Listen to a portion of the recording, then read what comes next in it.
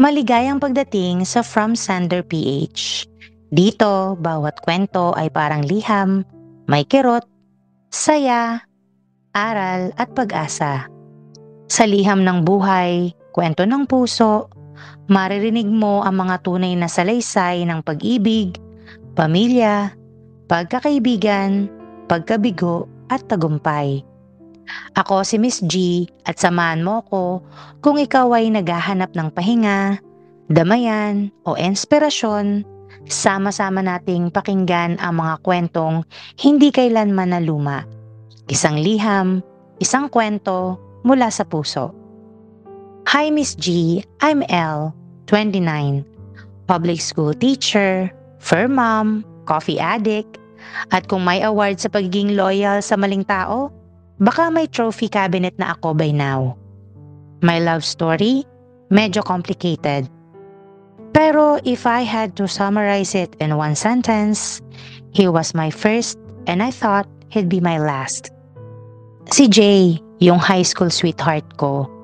Nagtagal kami ng 6 years and 9 months kung gusto mo ng exact.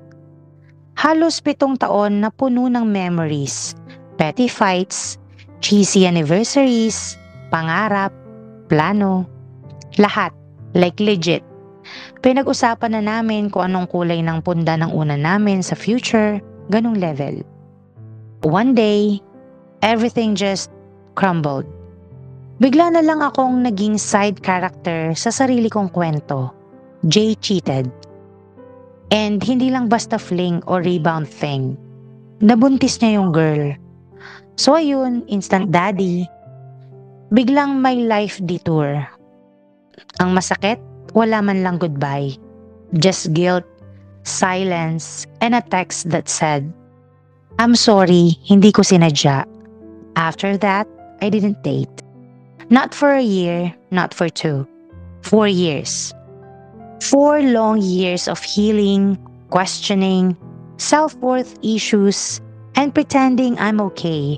Habang nilalampaso ko yung floor sa classroom, habang sinasaway ko yung grade 5, people asked, wala pa ring jowa?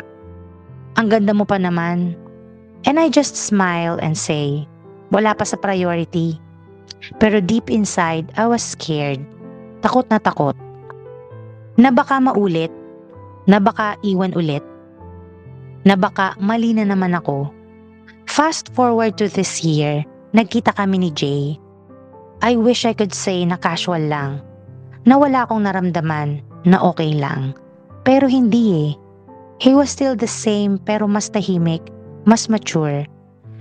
And he dropped the bomb. Hiwalay na kami. Co-parenting na lang. Wala na talaga. I didn't know what to say. I just nodded. And then he said something that made my heart skip. And not in a kilig way, more like a mild anxiety attack. Alam mo bang ikaw pa rin yung huling taong minahal ko ng totoo? Then followed by, alam mo bang alam ko na wala kang naging boyfriend after me? I didn't confirm. I didn't deny. But yes, totoo. Hindi ako nagjowa ulit after him. And now, he's courting me. For real. Flowers, messages, ingat ka palagi. Every morning, every night. And a piece of me wants to believe it. But another part of me, sinasakal sa takot. Kasi papaano kung maulit? Paano kung may hindi ko sinasadya part 2? I'm not saying I don't feel anything. I do. May spark pa rin. Parang muscle memory ng puso. Pero ngayon I'm older, mas aware, mas cautious. And this time, hindi na puso lang ang pinapakinggan ko. I want to choose love, but this time, I also want to choose me. Hey Elle, first of all, thank you for trusting me with that. Hindi madali ang pinagdadaanan mo. Lalo na yung part na pinili mong manahimik for 4 years. Hindi yan pagiging mahina ha. Sa totoo lang, that kind of silence, strength yan na hindi lahat meron.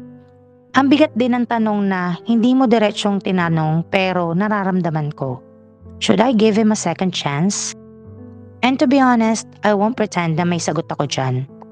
Kasi only you really know kung anong nararamdaman mo at kung anong version ng sarili mo ang kaya mong ilabas kapag kasama mo siya ulit. Pero ito lang yung thoughts ko. Bilang pinagkatiwalaan, bilang tagapakinig, una, natural na bumalik yung feelings. Hindi ka robot. May mga taong talagang kahit anong tagal ng panahon, kahit ilang season pa ang lumipas, may part sa puso natin na automatic na nagkiklik pag sila yung kaharap. Pero mahalaga pa rin yung version mo ngayon. Yung ikaw na natuto. Yung ikaw na marunong na magtanong, mag-doubt, magpahalaga sa sarili mo. Kung magkabalikan kayo, dapat hindi dahil nalungkot ka lang o nag-flashback kayo ng good old times. Dapat dahil present day is really okay with what comes next. The good thing and the maybe painful. Number 3, trust is earned, not assumed. Kahit pa nagbago na siya, kahit pa sincere siya ngayon, okay lang kung hindi ka pa ready. Okay lang kung gusto mong makita muna yung consistency.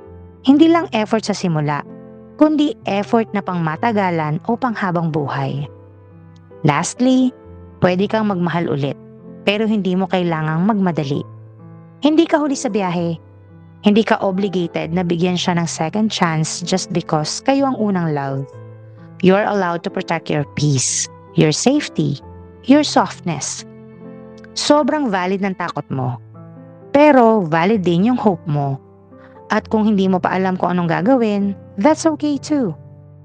No pressure from me. Just here, rooting for you. Whichever version of happiness you decide to choose. I'm proud of you, Elle. For surviving, for still believing kahit konti. Salamat sa pakikinig sa isa na namang liham ng buhay.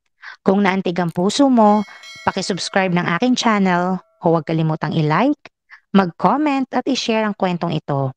Hanggang sa susunod na kwento, mula sa puso, from Sender PH.